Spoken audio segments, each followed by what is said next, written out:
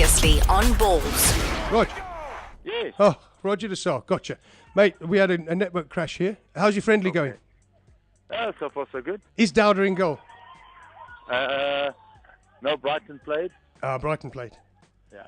Okay, mate. Listen, Roger, we're going to have to start off on this awful subject because I don't think you deserve to have these questions put to you, but I have to because this is the way people Twitter, the way the social networks work. Roger, can you just repeat to me that your line about resignation and about getting to 3 finals that we talked about earlier? Because I think 3 cup finals is quite an achievement. You know, even though you didn't win any of them, you've got to 3 cup finals before Christmas. There's no way people should be talking about resignation or abject failure when you've got to 3 finals. That's what I think. Look, you're never going to stop people from talking. That's the way it is. You know, everybody's entitled to their opinion and whatever they want to say. Yeah. But obviously, yeah, look, I'm doing the job the best I can. Obviously, we've had a fair amount of success, but we'd like to finish it off. But unfortunately, we haven't. Not for the lack of trying, not that we've played badly. You know, we're trying our best. The guys are doing their best in a very congested season so far. And so I'm satisfied with what we've achieved. Yeah. Obviously, I'm disappointed that we haven't won anything. But look, financially, obviously, the club did well. We could have done better. We know we one step away from, massive success. So all we can do is keep on trying and working on, towards the next cup final. Yeah. I think right now there's only 2 coaches that have reached every cup final, and I've got one more. So, if they're saying that I must go, who's safe? Yeah.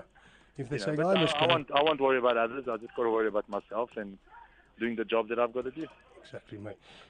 I love that quote. If they're saying I must go, who's safe? Because where were Wits when it came to the finals? Where were Kaiser Chiefs? Where were all the other sides in this country? At the MTN 8, you were there, and Telkom Knockout, you got there, despite the fact you were also campaigning in Africa. So my point very strongly is that you've made over 13 million rand from reaching those 3 cup finals in prize money alone. You've also got the crowd pulling aspect of all those trophies, and you got to the final. So I'm fighting that corner at the moment, Rog, not because you're one of my favourite blokes, but because that's what I think is the truth. And I'm amazed by the bad response. Neil, the one that I think about all the time is, obviously people look at the results. I look at the way we've played and what we've achieved and how we're playing, and I think that to me is even more important. I think out of all 3 finals, I might have a little bit of a biased view, but I don't believe we deserve to lose any of them. I don't think we were outplayed. If anything, in all 3 of them, we should have done better because of the opportunities we had. Yeah. My job is to make the guys play and play to the best that they can. If the guy misses a goal, I can't do too much about that. I'm sitting on the sideline. Yeah. So, we just got to keep going, and I've got to keep motivating them to reach another final and to keep doing the best we can and keep playing the football that, to me, has been pretty good, especially in Africa. And, and we haven't been outplayed yet, which to me is, is a good sign. Yeah, exactly, Roger. At no stage have you been outplayed, no suggestion you've been outplayed. Penalties was the MTN 8 went to penalties. The home and away leg against Al Ahly was always going to be a tough one, but you weren't outplayed by all these Al Ahly 8-time winners. And then, those 2 great goals from Ngela that won the game for Platinum Stars on Saturday. That's football. I thought it was a great, as a neutral, it was a great finish to that final. To throw on Ngela and he got that cracking second goal. I know you won't have enjoyed it, but I think I heard you say it was a great goal. It wasn't it? It was a cracker. You don't often see that in South African football. Yeah. And you've got to take your hat off to that. But like I said, we can only try our best and keep on doing it. And before that, we should have sealed the game off a few times. Yeah. Yeah, but it's always a South African sickness. Who are you going to blame? You're not going to blame a superstar guy that you got the poster up on your wall. You're going to blame the coach. Yeah, no. It's been a mentality that's going to take years to change. Yeah, I'm just bashing that out as well. Okay, listen, I have to ask you this. Yeah. Who are you supporting for the World Cup, mate? Who's your money on for the World Cup? If I have to be a betting man, you got to go with Brazil, and especially when they're hosting.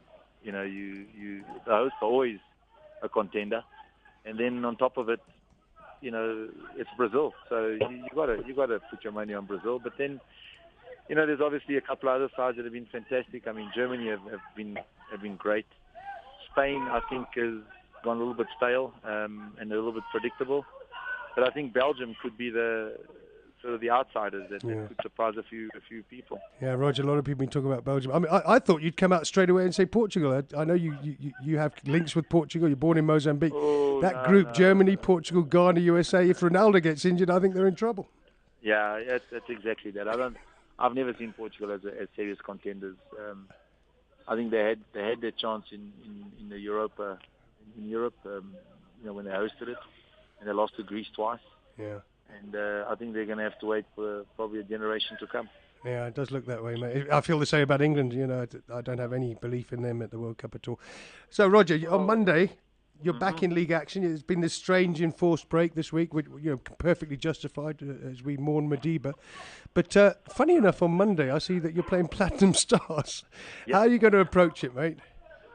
I thought a little hard about it, and I think it might be the best thing that could have happened to us. I mean, how do we motivate a team, that's going to play in another league game and so on? At least now you're playing against a team that has beaten you twice, and these guys should be motivated to turn things around. Yeah, exactly. Revenge time, yeah.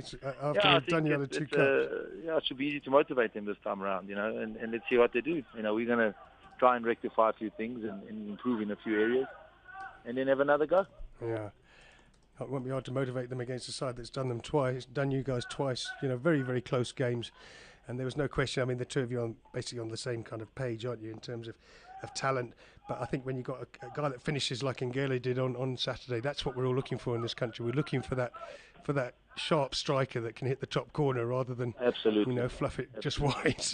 Isn't that the great search, Roger? Yeah, that was good to see. I know it was against us, but it's good for the game. Yeah, no, I think that as well. And we have to look at that situation. Roger, you guys are involved in a friendly at the moment. The other question that I have to ask you is, this lad Dowda, who will go to the World Cup as Ghana's number one, he was in goal against Egypt, didn't have much to do in the first leg.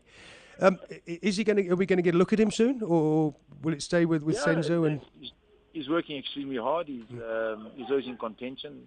The one thing that didn't go in his favour is that he wasn't registered for the CAF competition. Yeah. So, we had a lot of games where we had to be sure that we had the two goalkeepers available to us. And that's right. Brighton and Senzo. And Senzo's done a fantastic job. And so is Brighton. The youngster has been very good for us. I've heard good things about Brighton, Longo, yeah, but he's a good keeper as well. So you've got three good ones. He's one for the future. There's no doubt about it. And you need three. But, Dada, right now he's playing in the second half in our training match. So, he's in contention, and we are aware that he needs to play, to obviously, secure his place in the Ghanaian national team. But, our priorities are Pirates. Yeah, exactly. Right. We're not going to worry about, we can't worry too much about the Ghanaian national team. Our Pirates, number one. Number two is Safa. Yeah. That's the way we see it. And then obviously, we're not going to, not give him an opportunity if it arises. There's no doubt about it. And the sooner the better, and we will give him a chance.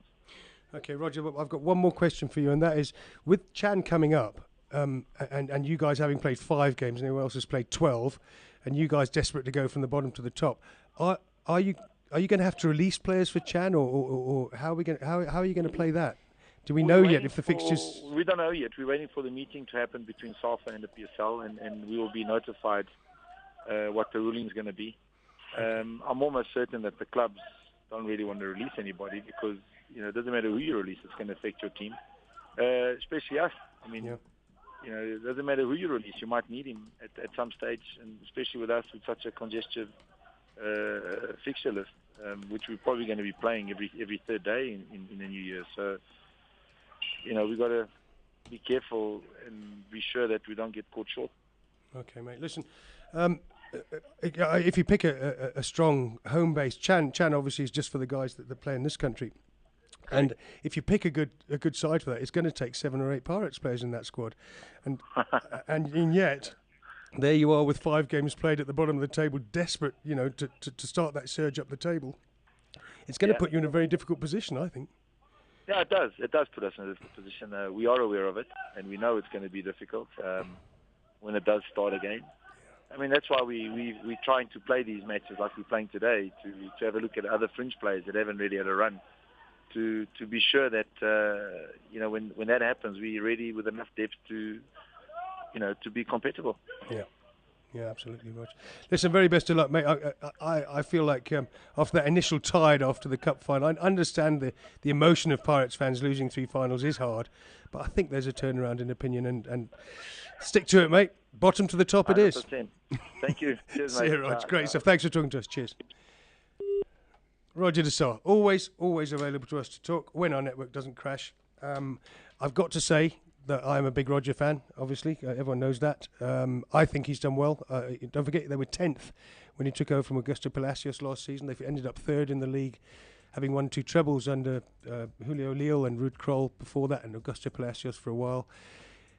Yeah, 3 cup finals, 30 million rand. Can't argue with that.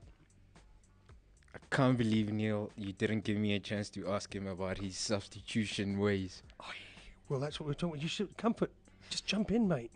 Roger that. We're sick and tired of 90 minutes substitutions all the time. That is my one criticism. I've said it on Twitter. My one criticism of him is how late he leaves his vital substitutions, unlike Alan Freese. Visual radio. Radio like you've never seen it before. Balls.co.za